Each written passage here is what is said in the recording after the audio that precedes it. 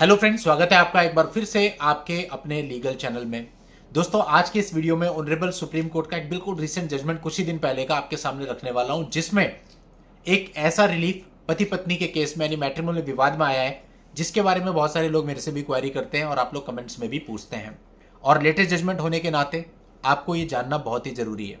दोस्तों देखो, कार्यवाहियां चलती हैं जब मैट्रिमोनियल विवाद होते हैं, और आपने देखा होगा मल्टीपल लिटिगेशन हो जाती हैं। धीरे धीरे शुरू होती है, पहले पति सेक्शन 9 डालता है, फिर पत्नी जाके 490 अटैक करती है, मेंटेनेंस डालती है, डीवी डालती है, फिर पति अपनी तरफ से कोई काउंटर केस डालता है। करते करते देखते ही देखते पता भी नहीं चलता 8 से 10 केस हो जाते हैं, और कैसे आपके 4, 5, 7, 8 कितने ही साल निकल जाते हैं वो भी पता नहीं चलता।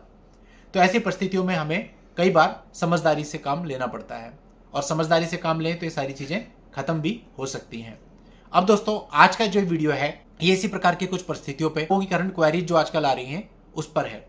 और दोस्तों, ऑनरेबल सुप्रीम कोर्ट का ये जजमेंट है। इस मामले में हुआ क्या कि पति पत्नी दोनों थे, उनके बीच में तमाम प्रकार के केसेस चल रहे थे। इसके साथ दोनों ने एक दूसरे पर कई सारे आरोप लगा रखे थे, एक दूसरे के खिलाफ कुछ पोस्ट सोशल मीडिया पे, फेसबुक, इंस्टाग्राम वगैरह पर भी डाली हुई थी। अब पति अपनी तरफ से हाईकोर्ट में गया था एक क्वैशिंग पिटीशन लेकर के, और हाईकोर्ट ने उसकी क्वैशिंग पिटीशन को रिजेक्ट कर दिया था।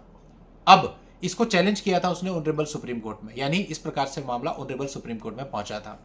अब देखो, जो भी मैट्रिमोनियल विवाद होते हैं ना, इनके अंदर हाई कोर्ट हो या ऑनरेबल सुप्रीम कोर्ट हो, जनरली मीडिएशन कराया जाता है, आप सबको पता है।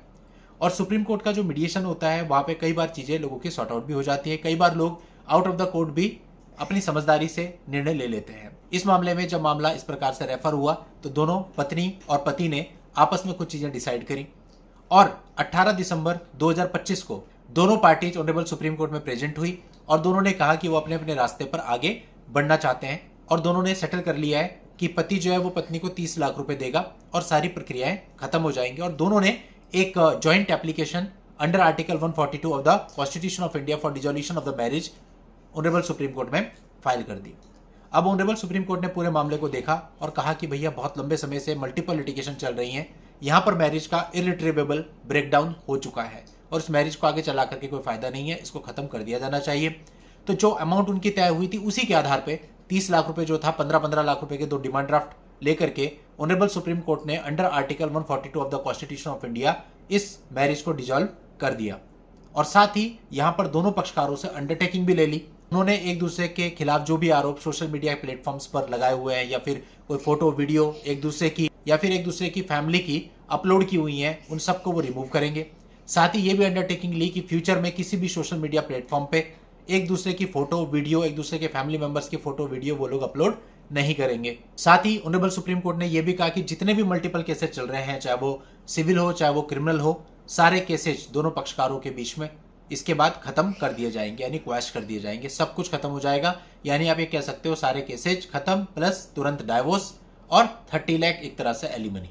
ये इसका पूरा सेटलमेंट बना। अभी पिछले कुछ दिनों से कई लोगों का ऐसा मानना था कि साहब हम सुप्रीम कोर्ट जा रहे हैं, कई सारे मेरे खुद के क्लाइंट हैं जो मेरे थ्रू ही सुप्रीम कोर्ट गए हैं, तो वहां पर उनका कहना है कि साहब हमारे मामले में भी क्या 142 आर्टिकल यूज हो सकता है। देखो, बहुत सिंपल सी बात है, 142 आर्टिकल के लिए मैं आपको बता देता हूं, ये बहुत सारे लोगों की क्वेरी होगी। एक तो ऑनरेबल सुप्रीम कोर्ट अपने आप देखता है कि किन मामलों में 142 की शक्ति को यूज किया जाना चाहिए। अब अधिकतर वो मामले होते हैं जहां पे सेपरेशन को बहुत लंबा समय हो चुका है, लाइक 20 ईयर्स, 25 ईयर्स, 30 ईयर्स, इस तरह से हो चुका होता है। तो ऑनरेबल सुप्रीम कोर्ट खुद देखता है कि हाँ भाई, इस मैरिज को अभी दोबारा रिकंसाइल तो किया नहीं जा सकता, तो इसे खत्म कर दिया जाना चाहिए। दूसरी परिस्थिति होती है जहां पर मामला मीडिएशन में जाता है, और मीडिएशन में उनका सेटलमेंट बन जाता है, और फिर 142 का यूज करके ऑनरेबल सुप्रीम कोर्ट मैरिज को डिसॉल्व कर देता है। और तीसरा होता है जहां पर आउट ऑफ द कोर्ट ही दोनों पक्षकारों को सेटलमेंट बन जाता है, और दोनों पक्षकार एक ज्वाइंट एप्लीकेशन विवाह को भंग करने के लिए under article 142 of the constitution of India में फाइल कर देते हैं, जैसे कि इस मामले में हुआ। तो ये 3 परिस्थितियां होती हैं जहां पर आर्टिकल 142 को सुप्रीम कोर्ट यूज करता है। तो उम्मीद करता हूं आपको पूरी बात समझ में आ गई होगी। ये जो मामला मैंने आपको बताया, इसका लिंक आपको इस वीडियो के नीचे डिस्क्रिप्शन में मिल जाएगा, वहां जाके आप इस पूरे मामले की जानकारी ले सकते हैं। आज की इस वीडियो में इतना ही। नेक्स्ट वीडियो में नई जानकारी के साथ मैं आपसे फिर मिलता हूं, तब तक के लिए goodbye and thank you for watching. Take care.